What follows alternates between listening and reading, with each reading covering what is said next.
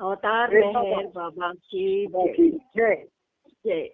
Beloved God, help us all to love you more and more and more and more and celebrate more till we become worthy of union with you. And help us all to hold fast to beloved Baba's Daman till the very end.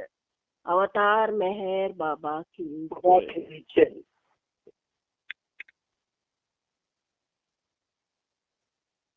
Second prayer. Avatar Meher Baba కీ జై. ప్రీతం మెహర్ బాబా, నీవు ప్రసాదించిన ప్రవచన సారము గ్రహించవలసిన తీరులో గ్రహించి సదవగాహన చేసుకొని వాటిని మా జీవనములలో ఆపాదించుకొని నిజాయితీతోడను నిర్మల ప్రేమతోడను వాటిని ఆచరించులాగున మా అందరినీ ఆశీర్వదించు. అట్టి ఆచరణీయత జీవన శైలిలో జీవించినట్ల మమ్ములందరినీ అనుగ్రహింపుము. అవతార్ మెహర్ బాబా కీ జై. జై. అవతార్ మెహర్ బాబా జై.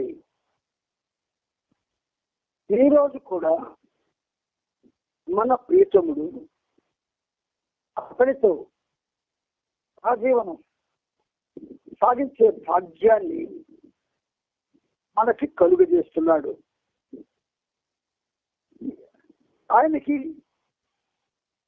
మనం ఏమి ఇవ్వలేం కనుక ప్రతిరోజు కూడా 1,000,000,000,000 పాదాభివందనాలను మన తరపున ప్రపంచ భక్తకోటి తరపున మనం ఆయనకి అందిస్తూ ఉన్నాం.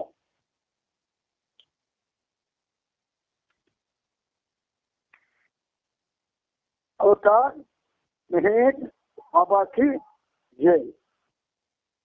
మనం ఈ సహజీవనంలో భాగంగా మెహర్ ప్రభు చరిత్రం 9వ భాగంలో అతి ఉన్నతమైనటువంటి నవజీవన ఘట్టాన్ని ఈ రోజు వరకు చెప్పుకుంటూ 3,848వ పేజీ వరకు వచ్చాం.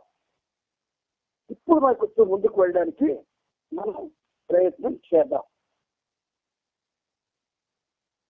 నవజీవన సహచరులతో ఒక వారం రోజులు గడపడానికి కేకే దేశాయ్ ఫిబ్రవరి 23వ తేదీన ఢిల్లీ నుండి దెహ్రాడూన్ వచ్చాడు. 25వ తేదీన బాబా స్వయంగా సహచరులందరికీ భోజనం వడ్డించారు. అక్కడికి ఆపుకున్నాం. ముందుకు వెళ్ళాం. ఆ మరునాడు స్త్రీలు మహంత్ జమ్నాదాస్ ఇంటి నుండి మంజరీ మాఫీలోని కుటీరానికి మారారు. పురుషుల కుటీరాలు ఇంకా సిద్ధం కానందున వారు మరికొన్ని రోజులు మహంత్ ఇంట్లోనే ఉండిపోయారు. దేహరాదూన్లో షేఖీ నాలావాలా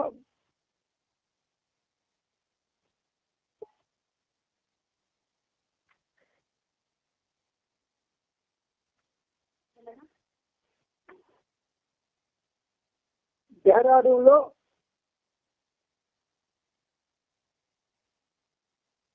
షేఖీ నాలావాలా 36 జెక్టన్ రోడ్లోని తన ఇంటి ప్రక్కనే ఉన్న ఒక చిన్న ఇంటిని డాన్కిన్ నిర్వహించబోయే హాస్పిటల్ కోసం అద్దెకు తీసుకున్నాడు.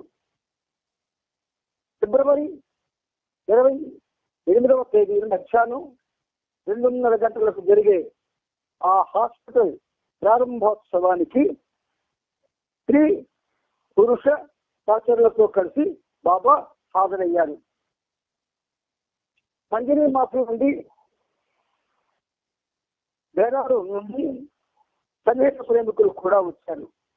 అందరికీ బాబా కేకులు పేస్ట్రీలు దేహరాదూన్ నుండి తర్వాత రవ్వ ప్రసాదంగా పంచారు. దీని నాలాబాలా పేరు చాచా టీ అందించారు.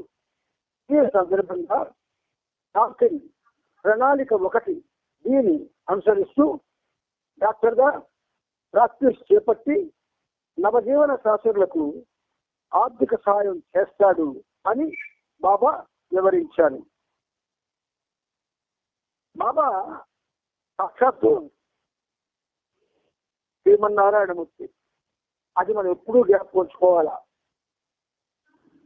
ఎందుకంటే అవతారుడై రావడానికి ఆయన మాత్రమే ఒక విధంగా నిర్ణయించబడ్డాడు. అందువల్ల ఆయన ఏది చెప్పినా అందులో ఎన్నో రహస్యాలు ఉంటాయి. ఆ రహస్యాలు మనం కనుక్కోవడానికి మనకు ఆయనతో ఎక్కువ సన్నిహితత్వం కావాలి. ఆ ఎక్కువ సన్నిహితత్వం అంటే ఏమిటి అని మీకు అనిపించవచ్చు. కూర్చున్నా, లేచినా, పడుకున్నా, నడుస్తున్నా, పని చేస్తున్నా, ఎవరితో మాట్లాడుతున్నా, లేదా ఏదో ఒక టీవీలో ఒక మనకు నచ్చిన విషయం చూస్తూ ఉన్నా, ఏం చేస్తున్నా హృదయంలో బాబా నాము జరుగుతూ ఉండాలి. అది బాబాతో మిక్కిలి సన్నిహితత్వాన్ని పెంచుతుంది. అంటే బాబా ఏం చేశారు, ఈ హాస్పిటల్ ఓపెనింగ్ లో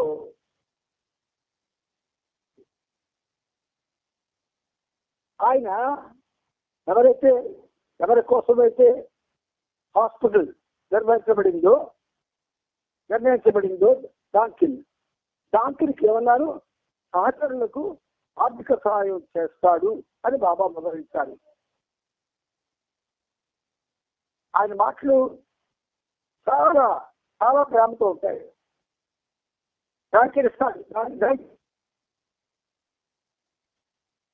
దానికి చేస్తాడు. మంజరి మాఫీకి తిరిగి వెళ్లే ముందు బాబా స్త్రీ సహచరులతో కలిసి నాలాబాల పర్జోరీలకు వెళ్ళారు. నాలాబాల ఇంటిలో వారి 4 ఏళ్ల వయసు గల నౌషర్వాన్తోనూ 9 సంవత్సరాల వయసు గల మహారోఖ కూతురుతోనూ ఆటలాడారు. అప్పుడు స్త్రీని తన భర్త కేకి ఎల్లవేళల ప్రతి దానికి ఆందోళన చెందుతూ ఉంటాడని బాబాకు ఫిర్యాదు చేసింది. ఈ ఆందోళన చెందుతా అనేది అందరిలో ఉంటుంది ఇంచుమించుగా. కానీ ఎప్పుడైతే బాబాతో మనం సాంగత్యం చేస్తూ ఉన్నాము, ఆందోళన వస్తుంది. బాబా బాబా బాబా బాబా బాబా అని గురించి తగ్గిపోతుంది. అంతేత అప్పుడు కేజీతో బాబా ఇలా సలహా ఇచ్చారు, నీ గురించి నీవు కలసపడితే భగవంతుడు నీ గురించి ఆలోచించాడు. అండర్లైన్ చేసుకోండి. మన గురించి మనం కానీ కలసపడితే భగవంతుడు మన గురించి ఆలోచించడు. ఇలాంటివి ప్రామాణిక వాక్యాలు మర్చిపోకూడదు. నిజానికి దేవుడు నీ గురించి ఎందుకు ఆలోచించాలి? నీవు కలతపడడం మానేస్తే భగవంతుడు నీ గురించి పట్టించుకోవడం ప్రారంభిస్తాడు. ఆయనను హృదయపూర్వకంగా స్మరించు. ఈ కష్టాలు, సమస్యలు ఆయనకు వదిలిపెట్టు. అప్పుడు నీవు సంతోషంగా ఉండేందుకు వీలవుతుంది. అంటే దీని వెనుక అత్యున్నత వరకు ఒక మార్గదర్శకత్వం ఉన్నది. ఎవరి బాధలు వాళ్ళవి, ఎవరి కష్టాలు వాళ్ళవి, ఎవరి సమస్యలు వాళ్ళవి. బాబా ఒక సందర్భంలో మనకి ఒక డైరెక్షన్ ఇచ్చారు. ఏమిటంటే, మీరెవరూ కూడా ఇతరుల కుటుంబ విషయాలలో జోక్యం కలుగజేసుకోవద్దు. అందువల్ల నా ప్రేమకు మీరు దూరం అయ్యే అవకాశం ఉంది అన్నారు. అంటే ప్రేమలో ప్రేమే ఉంటుంది. కానీ మన ప్రేమలో అన్నీ ఉంటాయి. అన్నీ అంటే ఏమిటి? ఎవరో ఒకరికి సహాయం చేస్తాం. ఆ సహాయం చేసేటప్పుడు మనం ఏం చేస్తాము? మరి ఇంకెవరైనా మనం అడిగి వాళ్ళ చేత కూడా కొంచెం తీసుకొని ఎక్కువ ఇస్తే సహాయం చేస్తే బాగుండు అనే ఆలోచన మనకు వస్తుంది, రావచ్చు. కానీ నీకు ఏదైతే బాబా ఆలోచించాడో ఆ ఆలోచన నీది, నీకు సంబంధించింది. నువ్వు దాన్ని ఇతరులతో పంచుకోవాలి అంటే మాత్రం అప్పుడు ఏమవుతుంది? ఆ సందేశంలో ఉన్నటువంటి రహస్యం షేర్ చేయబడుతుంది అందరికీ. కరుణ, ప్రేమ ఇవి షేర్ చేయబడతాయి మన వల్ల. కానీ ఆయన షేర్ చేయడు. ఎవరికి ఆయన ఎవరి మీద కరుణ చూపిస్తే వాళ్ళకే చూపిస్తాడు. ఎవరి మీద ప్రేమ ప్రసరిస్తే వాళ్ళ మీదే ప్రసరిస్తాడు. ఆడి ఫ్రెండ్ ఉన్నాడు అల్లాడు, ఆడి ఫ్రెండ్ కొన్నాడు, వీళ్ళందరి మీద ప్రసరిస్తాను అని అనుకోడు ఆయన. అక్కడ ఆయనకి మొగమాటం లేదు. ఎందుకంటే మహాభారతంలో 5 పాండవులు, కర్ణుడితో కలిపితే 6 కౌరవులు, వీళ్ళంతా ఆయన ప్రేమిస్తున్న వాళ్ళే. కానీ పాండవులపై చూపించిన మమకారం, పాండవులకు చేసిన సహాయం కౌరవులకు చేయలేదు. మనం ఏదైనా చేస్తే మనకు సంబంధించి అది బాబా ఇచ్చిన ఒక చక్కని అవకాశం. దాన్ని మనం చేసుకోవడం. ఇతరులకు షేర్ చేస్తే దాని మీద వచ్చేటటువంటి మనం చేసే సహాయం మీద మనం సహాయం చేద్దామని నిర్మలమైన మనస్సు అనుకున్నప్పుడు బాబా సంతోషిస్తే ఆ సంతోషం అందరికీ పంచడం అవుతుంది కదా. అంటే చెయ్యొద్దు అని అర్థం కాదు. ఇది పరమార్థంలో పరమార్థంలో మనకి ఆలోచనలు ఎదుర్కోవాలి. అప్పుడే మనం బెనిఫిట్ అవుతాం. షేర్ అయిపోతే మరి బెనిఫిట్ అవ్వం. బలవంతంగా మనం ఏది చేసినా లేదా చేయడానికి ప్రయత్నం చేసినా దానివల్ల ప్రయోజనం ఉండదు. సరే, అయితే ఎందుకంటే నీవు కష్టపడడం మానేస్తే భగవంతుడు నీ గురించి పట్టించుకోవడం ప్రారంభిస్తాడు. ఆయనను హృదయపూర్వకంగా స్మరించు. నీ కష్టాలు, సమస్యలు ఆయనకు వదిలిపెట్టు. అప్పుడు నీవు సంతోషంగా ఉండేందుకు వీలవుతుంది. నవజీవనంలో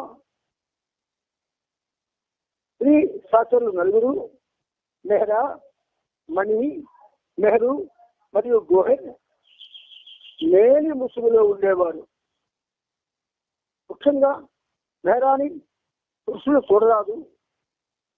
గోహెర్కు మాత్రం ఒక డాక్టర్గా అవసరమైనంత వరకు పురుషులతో మాట్లాడడానికి అనుమతి ఉంది. కుంభమేళ సందర్భంగా ప్రభుత్వం సూచనల మేరకు బాబాకు పురుషులకు కలరా, టైఫాయిడ్ సోకకుండా గోహెర్ ఇంజక్షన్ ఇచ్చింది. మార్చి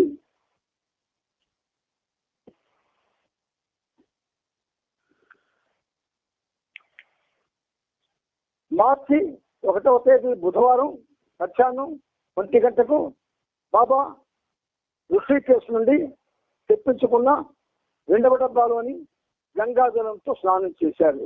కానీ దానికి ముందు 3వ ప్రణాళికను అనుసరించే తన 8 మంది సహచరుల తల వెంట్రుకలను కొద్దిగా కత్తిరించారు.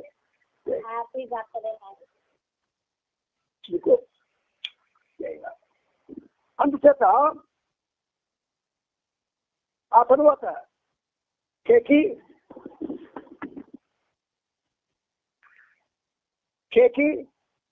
శ్రేణి నాలావాల సాయంత్రం 4 గంటలకు శశుర్ల కుమార్ ఇంటి వద్ద బాబాకు సహచరులకు భిక్షగా కన్సాక్ అంటే బియ్యం, పప్పు, మాంసంతో వండిన పార్శీల వంటకం సమర్పించారు. బాబా మరియు శాస్త్రులందరూ తెల్లని కప్నీలు, ఆకుపచ్చ తలపాగారు, తెల్లని క్యాన్వాస్ బుట్లు ధరించారు. అక్కడ బర్జోర్ చాచా రహస్యంగా 2 ఫోటోలు తీశాడు.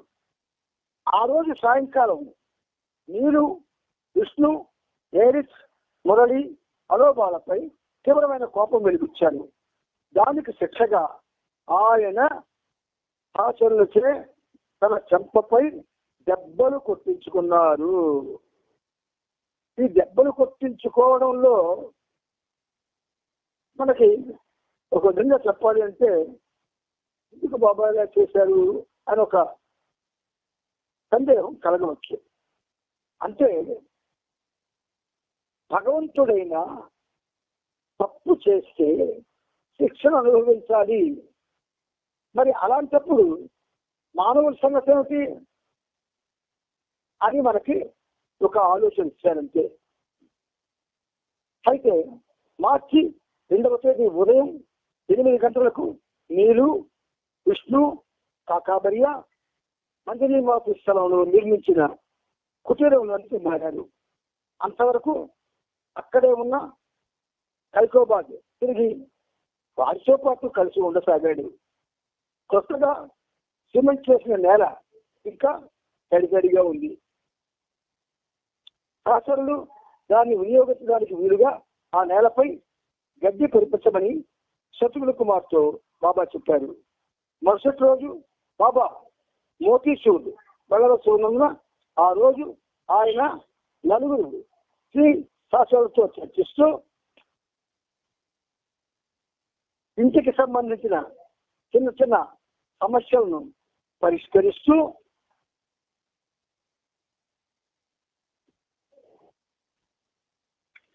తాను బయట ఉన్న సమయంలో వారికి కావలసిన ఏర్పాట్లు కూడా చేస్తూ గడిపారు. ఇక్కడ ఈ 3850వ పేజీలో ఒక ఫోటో ఉంది, చూడండి. 1 మార్చి 1956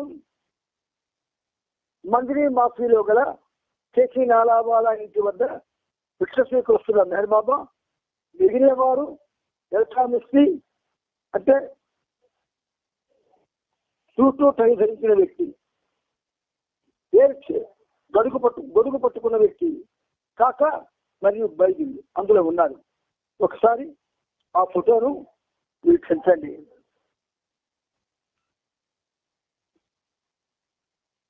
తాను బయట ఉన్న సమయంలో వారికి కావలసిన ఏర్పాట్లు కూడా చేస్తూ గడిపారు. మార్చి నెల 1వ తేదీ నుండి విష్ణువుని ఇంటి పనులు చేసే బాధ్యత నుండి తప్పించారు. కానీ ఇంకా అతడు స్త్రీలకు కావలసిన బజారు పనులు చేసేవాడు. నీళ్ళు శ్రీ శాస్త్రులు బాధ్యత వహిస్తూ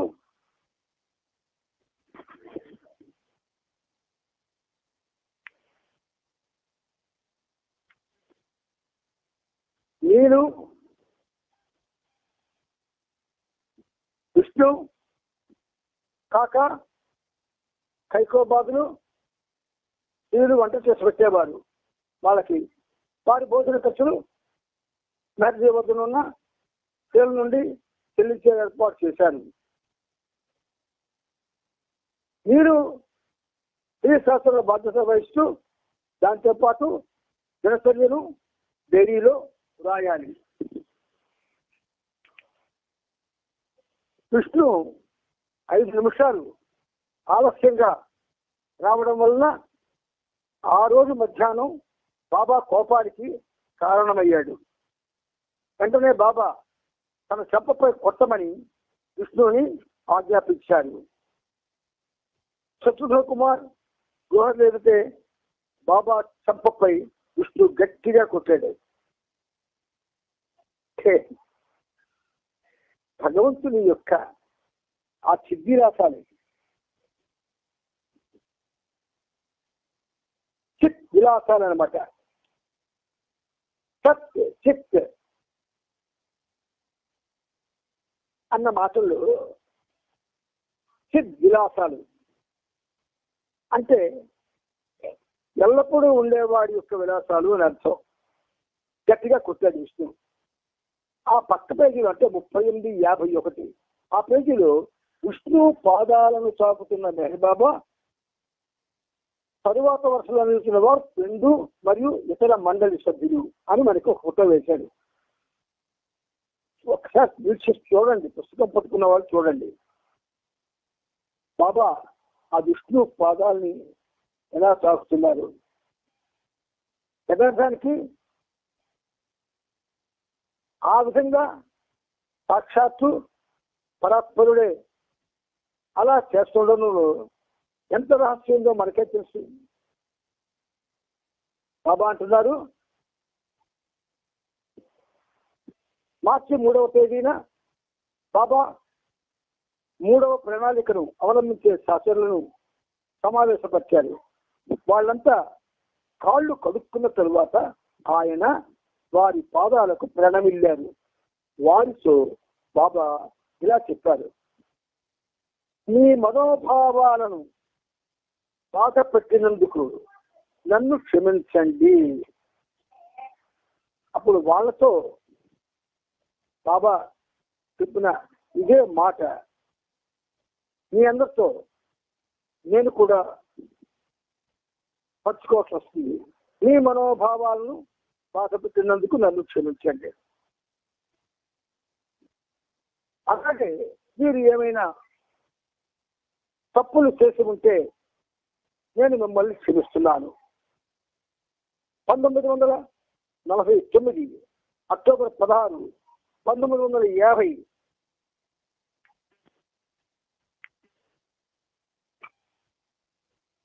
1949 అక్టోబర్ 16, 1950 మార్చి 1వ తేదీ మధ్యలో నేను తెలిసి ఉద్దేశపూర్వకంగా ఒక పెద్ద తప్పు చేశాను. మీరందరికీ వినబడుతుందా నా మాటలు? మీ అందరికీ నా మాటలు వినిపిస్తున్నాయా? వినిపిస్తున్నాయి. సరే, వినిపిస్తున్నాయి. 1950 మార్చి 1వ తేదీ మధ్యలో నేను తెలిసి ఉద్దేశపూర్వకంగా ఒక పెద్ద తప్పు చేశాను. అందుకు శిక్షగా నా సహచరులు నన్ను కాలుతో తగినట్లయితే భగవంతుడు నన్ను క్షమిస్తాడు. ఈ విషయాన్ని చెప్పిన తరువాత బాబా తనను తన్నమని సహచరులను ఆదేశించారు. కానీ బాబా తను చేసిన ఆ పెద్ద తప్పు గురించి ఏమీ చెప్పలేదు. మందిని మాఫీకి రాకముందు బాబా తన సహచరులచే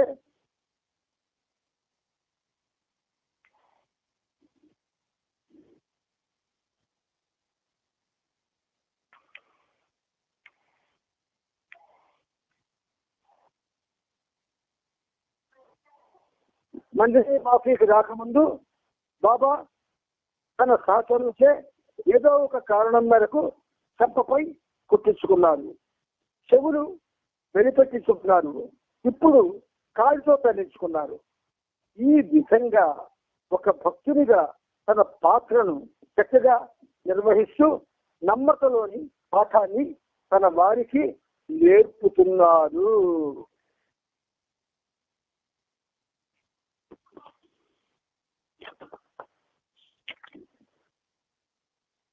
బాబా ఇంకా ఇలా అన్నారు, మూడవ ప్రణాళిక యొక్క నియమాలను నిజాయితీగా నిష్కపటంగా 100% ఆచరించడానికి ప్రయత్నించండి. రోజులో 24 గంటలు జాగరూకతతో వ్యవహరించాలి. తెలిసి తప్పులు చేసినట్లుగా నేను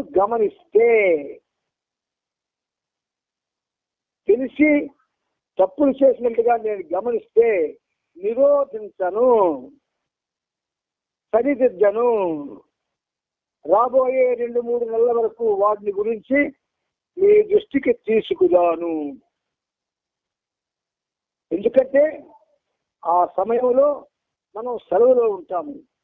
ఆ సెలవు కాలం తరువాత మీరు గావించిన కృషికి అనుగుణంగా మిమ్మల్ని ఫాల్ట్ వాలాస్ గా అనగా తెలిసి షరతులను ఉల్లంఘించిన వారిగా, తప్పులు చేసిన వారిగా ఎంచి దూరంగా పంపించేయవచ్చు, లేదా ఏదో ఒక ప్లాన్ లో కొనసాగించవచ్చు.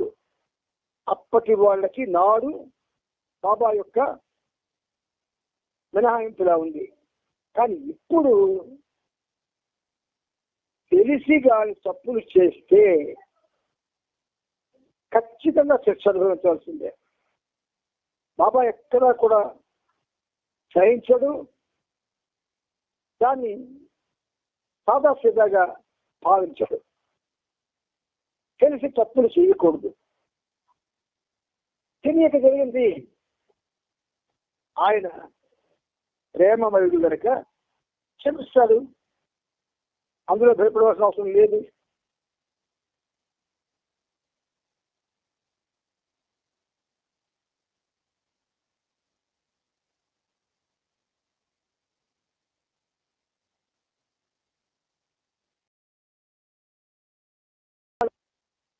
నిజానికి 100% ఆచరించడానికి ప్రయత్నించండి. రోజులో 24 గంటలు జాగరూకతతో వ్యవహరించాలి. తెలిసి తప్పులు చేసినట్టుగా నేను గమనిస్తే మిమ్మల్ని నిరోధించను, సరిదిద్దను. రాబోయే 2-3 నెలల వరకు వాటిని గురించి మీ దృష్టికి తీసుకురాను. ఎందుకంటే ఆ సమయంలో మనం సెలవులో ఉంటాము.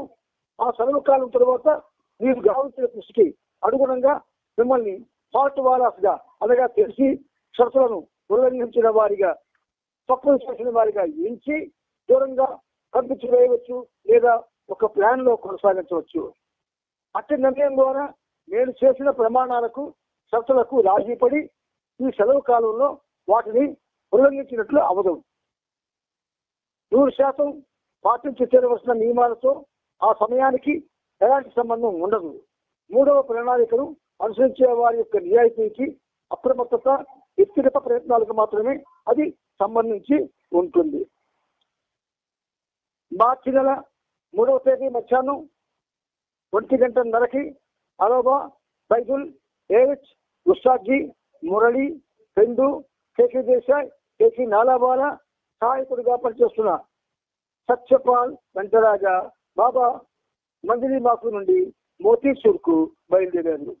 పెండు, బైజుల్, మురళి, అలోబా ఎడ్ల బండిలో సామాన్లు తీసుకురాగా బాబా ఏరిచ్, ఉస్తాద్జీ దేశాయ్, నాలాబాలా 200 మైళ్ళు నడిచి హర్రావాలా రైల్వే స్టేషన్ కి చేరుకొని రైలులో 30 మైళ్ళ దూరం ప్రయాణించి రాయివాల్ మీదుగా మోతీచూర్ చేరుకున్నారు. పెండు, మురళి ఎడ్ల బండి మీద మోతీచూర్ వెళ్లారు. బాబా శాసనతో రాయివాలాలో దిగి సామాన్లను ఒక ట్రక్కులో ఎక్కించి తాము కూడా అదే ట్రక్కులో సాయంత్రం 4:30కి మోతీచూర్ చేరుకున్నారు. మందిని మాఫీ నుండి తెచ్చుకున్న ఆహారాన్ని, అంటే చపాతీలు, కూర బాబా అందరికీ వడ్డించారు. అక్కడ తన కొరకు గడ్డితో నిర్మించిన కుటీరం చూసి బాబా సంతోషించారు. ఆ ఇంటికి చేసిన మరమ్మతులు, శాసనలకు ఏర్పాటు చేసిన గుడారం చూసి ఆనందించారు. మర్నాడు కేసీ దేశాయిని ఢిల్లీకి, నాలావాలాని డెహ్రాడూన్కి బాబా పంపించేశారు. మోతీచూర్ వచ్చాక శాసనలు రోజుకు ఒకసారి మాత్రమే భోజనం చేస్తున్నారు. బాబా ఉస్తాద్జీ అన్నము, పప్పు తీసుకునేవారు, మిగిలిన వారు చపాతీలు, పప్పు తీసుకునేవారు. అంతేగాక బాబా తన కుటీరాన్ని శుభ్రం చేయడం, గిన్నెలు కడగడం, తన బట్టలు ఉతుక్కోవడం మొదలైన పనులను తానే చేసుకునేవారు. మార్చి 4వ తేదీ బాబా స్నానం చేసి తన గడ్డి కుటీరంలో 15 నిమిషాల పాటు ఏకాంతంగా గడిపారు.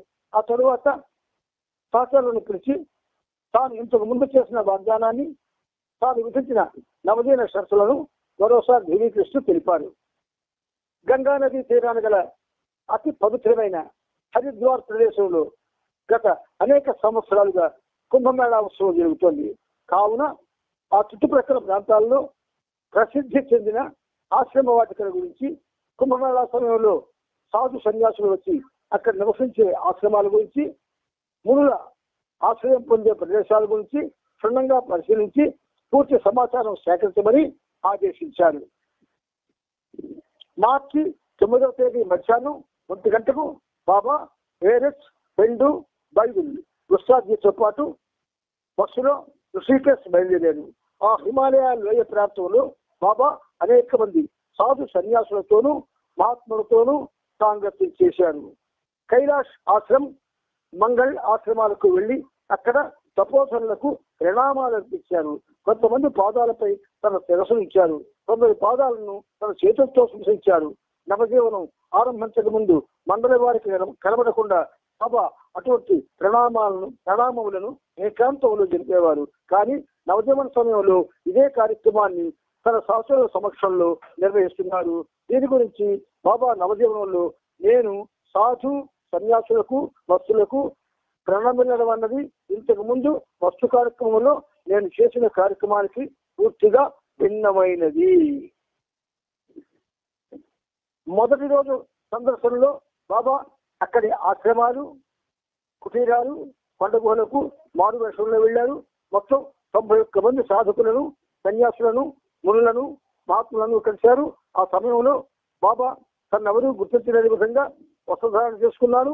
బాబా దర్శించేవారు ఎవరైనప్పటికీ, అనగా సాధువులైనా, సన్యాసులైనా, యోగులైనా, మహాత్ములైనా వారి మొత్తం సంఖ్యను ఖచ్చితంగా రాసిపెట్టే బాధ్యత రెండు కప్పగించారు. స్వర్గ ఆశ్రమానికి అవతల చాలా దూరం ప్రయాణిస్తూ 17 మందిని దాటి 5 గంటల కాల వ్యవధిలో బాబా మొత్తం 91 మందితో సాంగత్యం చేశారు.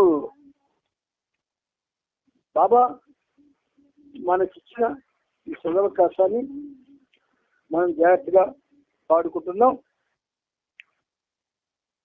మనం మళ్ళీ రేపు సహజీవనంలో కలుసుకుంటాం. అవతార్ మెహర్ బాబా కీ జై, అవతార్ మెహర్ బాబా కీ జై, అవతార్ మెహర్ బాబా